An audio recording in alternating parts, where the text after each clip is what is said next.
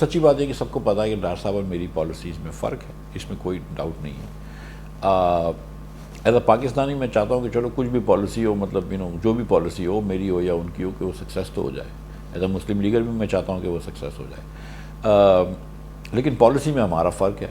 اب میں نے کچھ ایگریمنٹ کیا تھا آئی ایم ایف سے، ڈار صاحب بھی کچھ بات کر رہے ہیں، ہو سکتا ہے کہ تقریباً ویسا ہی ایگریمنٹ ہو سکتا ہے کہ کچھ فرق ہو یا بہت فرق ہو، دیکھتے ہیں اس کو کیا ہوتا ہے۔ اس میں میں نہیں خیال کہ کوئی صداقت ہے، میں نے کبھی یہ نہیں سوچا ہے کہ میں کسی اور پارٹی کو جوائن کروں گا۔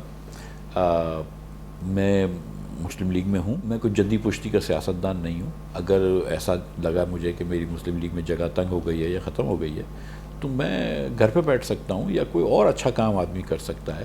اگر آپ کو لوگوں کی خدمت ہی کرنی ہے تو اسکول چلا سکتے ہیں، مدارس چلا سکتے ہیں، آپ ہسپتال چلا سکتے ہیں۔ مجھے نہیں پتہ کہ ڈالر کی ایکچوئل ویلیو کیا ہے، لیکن میرا یہ خیال ہے کہ کسی کو بھی نہیں پتہ ہوتی کہ ڈالر کی ایکچوئل ویلیو کیا ہے۔ ڈالر کی ویلیو وہ ہوتی ہے جو مارکیٹ ڈیسائیڈ کرتی ہے۔ 16 ارب ڈالر کی ہماری ریکوائرمنٹ تھی، جس میں ہم نے کہا تھا کہ 8 ارب ہم خود اپنی طرف سے دیں گے اور 8 ارب ہم دنیا کی کمیونٹی سے مانگ رہے تھے، اور ہم آئی تھنک 6 پہ بھی خوش ہو جاتے اور ہمیں یہاں پر 10 کے اوپر پیسے ملے ہیں، سو وہ تو ایک بہت ہی خوش آئند بات ہے۔